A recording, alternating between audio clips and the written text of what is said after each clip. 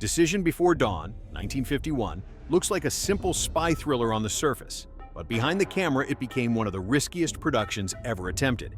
Real ruins, real former Nazis, real intelligence secrets, every choice pushed the film into danger, and the hidden facts only get stranger from here. 1. It was shot in real bombed-out German cities.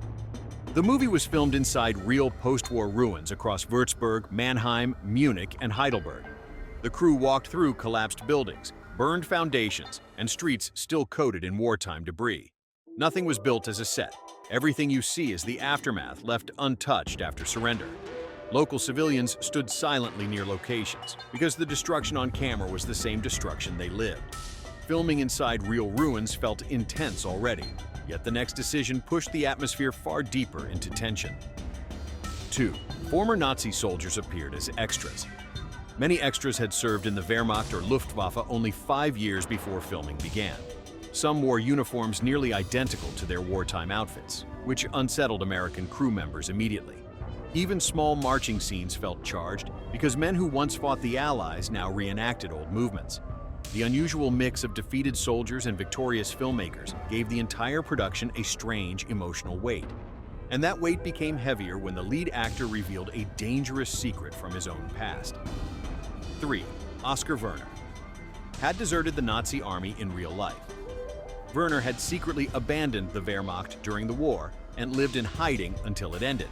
His role, playing a conflicted German soldier switching sides, mirrored experiences he had actually lived. The fear, hesitation, and emotional exhaustion on his face came from real memories, not scripted acting direction. Crew members said certain scenes were difficult to watch because Werner looked like he was reliving trauma. But even with powerful acting, the studio feared American audiences would reject the film completely.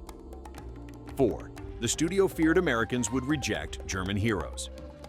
World War II had ended recently, and many people still carried anger toward German soldiers. Executives warned that viewers would never accept a story centered on sympathetic German characters. Early test audiences proved them right when some walked out, calling the film too forgiving and too soon. Fox nearly canceled the project twice, afraid the movie might spark nationwide criticism or boycott campaigns. Yet the film continued because the story was rooted in real intelligence programs the studio could not ignore. 5. The plot was based on a real OSS spy program. During the war, captured German soldiers were recruited by the OSS for intelligence missions. Many assignments were essentially no-return operations, sending agents deep into Nazi territory with little support. The film portrayed these missions with surprising accuracy because details had been quietly collected by the writers. Some operations remained classified during production, adding secrecy and unease to scenes depicting dangerous infiltration work. To portray these missions honestly, the director embraced a style that felt almost like real battlefield reporting. 6. Anatol Litvak demanded documentary-level realism. Litvak rejected glamorous cinematography and refused every heroic framing suggestion from studio advisors.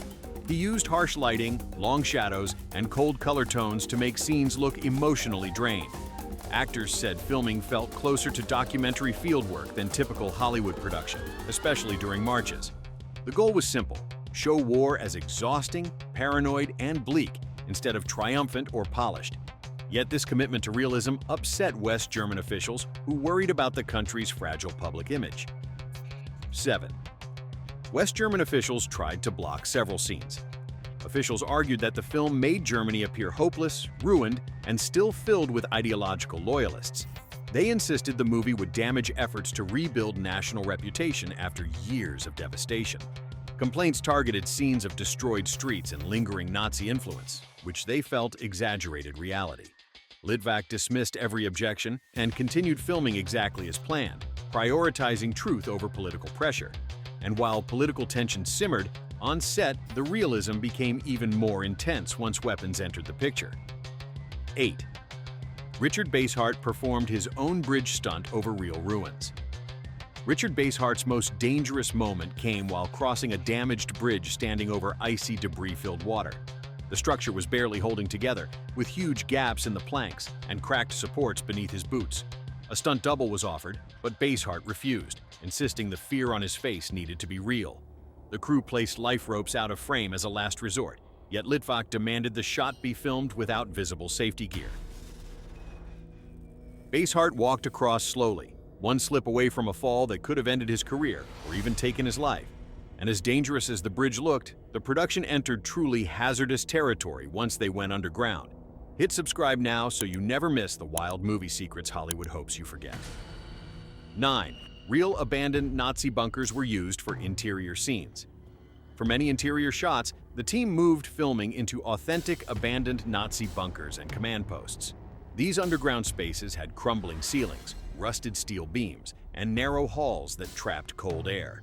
The crew used minimal decoration because the environment already contained original wartime material, including maps and German graffiti.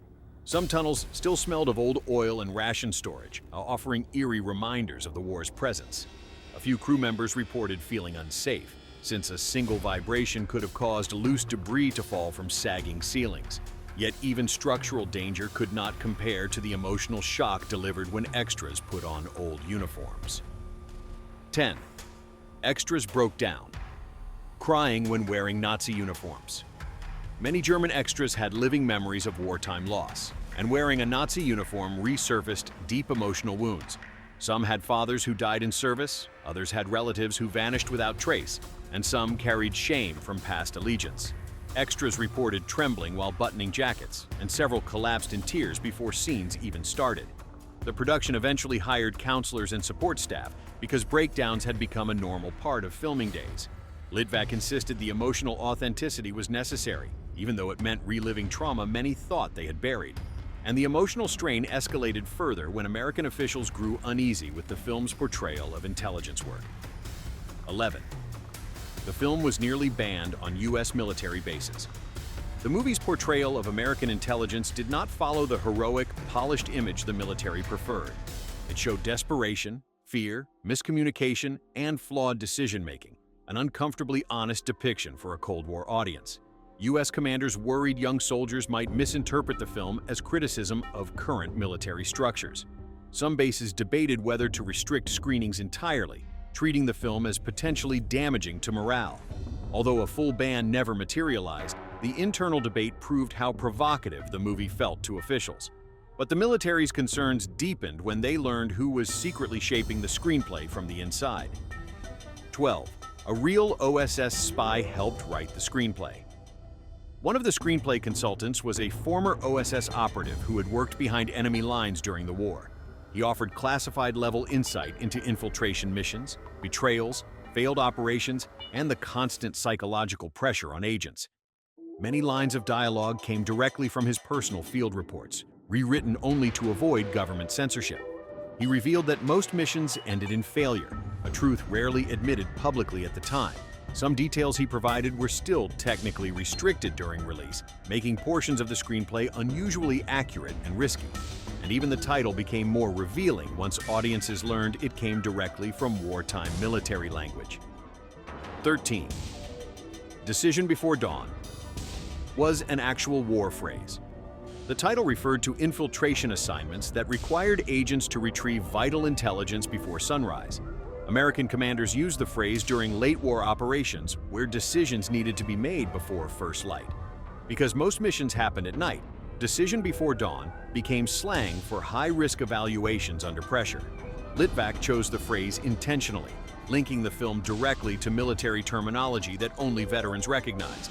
This small detail demonstrated the film's unusual blend of realism and unfiltered insider knowledge. But no one expected that such a bleak, risky, uncommercial story would receive Hollywood's highest form of recognition. 14. It shockingly got a Best Picture nomination. When award season arrived, critics assumed the film would be ignored due to its unconventional structure and heavy tone. Instead, the Academy surprised everyone by nominating it for Best Picture, placing it among major studio contenders. Reviewers praised its emotional honesty and atmospheric dread, saying it felt decades ahead of other 1950s war films. It became the underdog nominee, outperforming bigger budget productions with far more publicity and promotional support. Its nomination helped redefine what a Hollywood war film could look like in the post-war era. Yet its influence did not stop with awards, because decades later it inspired some of cinema's greatest directors. 15. Modern directors cite it as the blueprint for realistic war films. Steven Spielberg, Oliver Stone, and other major filmmakers have called this movie essential to the evolution of war cinema. Its gritty tone, handheld tension, and moral ambiguity shaped films like Saving Private Ryan, Platoon, and Black Hawk Down. Many consider it the first American film to abandon patriotic fantasy and embrace psychological realism. Its influence reached globally, inspiring European and Asian filmmakers to adopt similar documentary-style war storytelling. Today, scholars consider it the turning point where war movies shifted from hero worship to honest confrontation. And once these production secrets are known, the film doesn't just feel realistic, it feels almost unnervingly alive.